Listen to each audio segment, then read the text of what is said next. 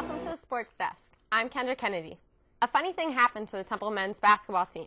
They were on their way to a first-round bye in the Atlantic 10 tournament, and then they lost 2 straight games. Losses to LaSalle and Dayton have the Owls on the outside looking in. If Temple wants a spot in the big dance, they will need to win the A10 tournament. Coach Cardoza has the women's team primed for the Atlantic 10 tournament. The victory against George Washington locked up the 2nd seed in the tournament. Whether they win the A10 or not, Cardoza believes the Owls have already earned a spot in the NCAA tournament. The women's team finished their season with an 11-3 Atlantic 10 record.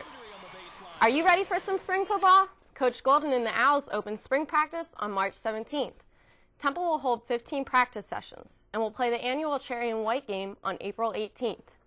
The Owls have 15 starters returning to the squad. The first game of the 09 season will be against Villanova on September 3rd.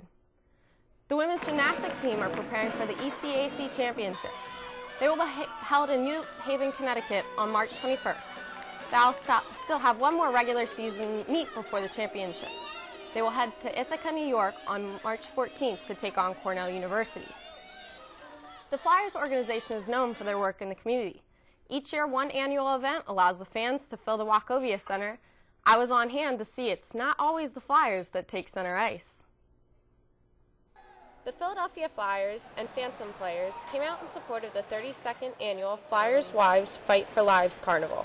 Overall, the event has raised nearly $21 million for charities in the Philadelphia region. This is Megan Knubel's 4th year with the carnival. All goes into our foundation, the Comcast Spectacor Foundation, and then they spread it out so that they can use it in different children's hospitals, family and children organizations throughout the Philadelphia area. Fans signed up to get photos and autographs from their favorite players. It's not the athletes who take center stage, but instead their leading ladies. The Flyers Wives organized this event for several charities. Holly Cote and Sylvie Breer were the co-chairs for this year's carnival. The fans are such an amazing part of what our husbands do, and if it weren't for them, we wouldn't be here as a couple or as a player, as a team. We have so many local charities that this goes back into, so I mean, how can you not? It's wonderful. I mean, it's just so many nice fans coming out, being generous, especially with the economy like this too, and it's just amazing to see these people come out.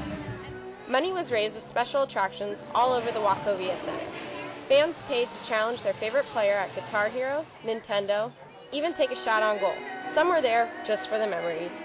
What do you think of it so far? I'm having really fun. Yeah? Even the Harlem Globetrotters came out for support. It's awesome what they're doing, you know, several things going on here for charity, but by far it's all, you know, one common goal, and that's to create as much happiness as possible.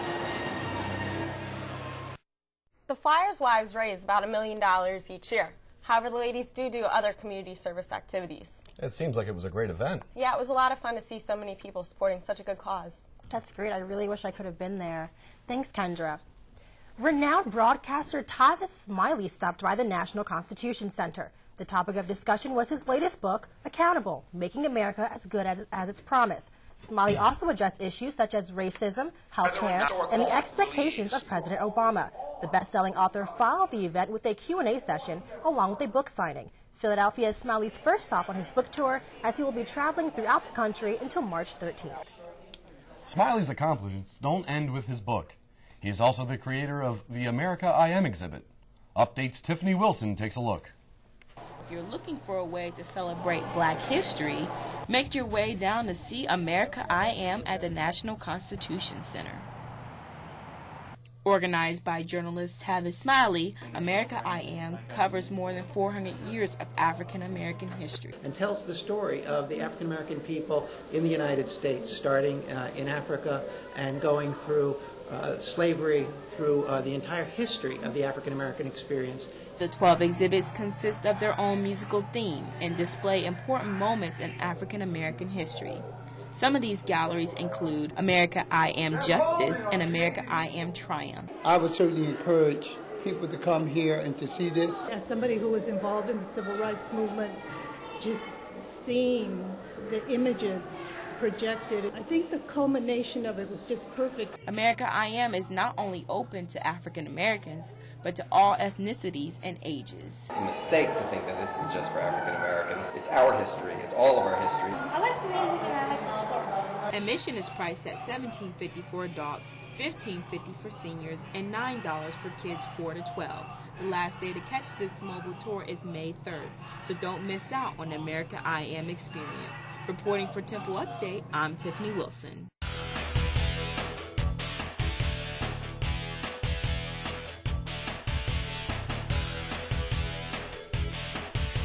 Now here's Gabriella Urbas with some entertainment news. Gabriella, I hear Britney is back. Yes, she is. Britney Spears has done it again.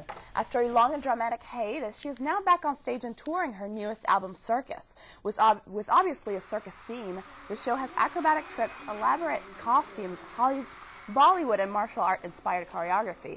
And as if that wasn't hot enough, the Pussycat Dolls are the opening act. Unfortunately, Philadelphia fans will not have Britney performing in town, but they have already started a petition on gopetition.com. It seems Emma Watson is trading on Hogwarts for an Ivy League. The female star of Harry Potter films has been accepted to Yale University. She announced the good news on Twitter. It's not a lock that Watson will attend Yale. Last fall, she also toured Harvard and Brown. Now, don't fret, Potter fans. She will continue to play Hermione for at least 2 more Harry Potter films.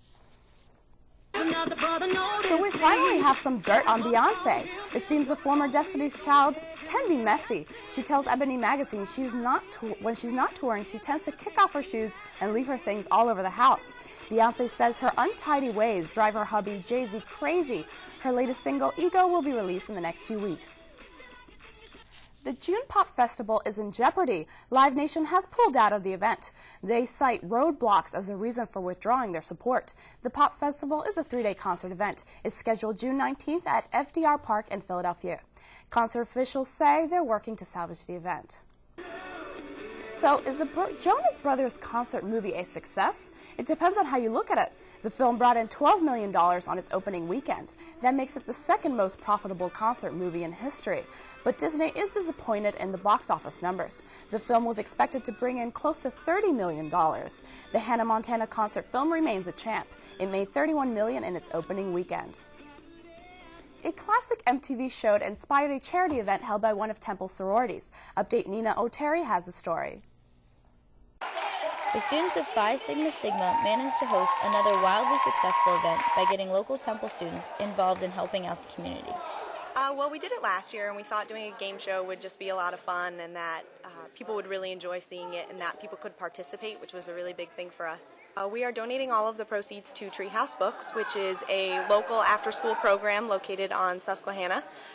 We really wanted to give back to the community, especially because Temple coincides really well with the neighborhood, and so we thought that it would be important for us to adopt them as our local philanthropy, and so for the past 2 years, all the money we donate has really been going to them. A wide variety of students showed up for this entertaining event. Not only did this organization raise a large amount of money, but the participants seemed to be enjoying themselves as well. Yeah, actually, I had a great time. I was a little nervous having to go first, but, you know, I won my date, so that's all I needed. Phi Sigma Sigma raised even more money this year than last year, and they hope to continue on with this fun tradition. I'm Nina O'Terry with Temple Update. And, by the way, ABC will be bringing back Singled Out very soon. Well, I know I'm very excited to see how that turns out. I know, is that cute? I can't wait to watch it. Thank you very much, Gabriella. Thank you, Brittany.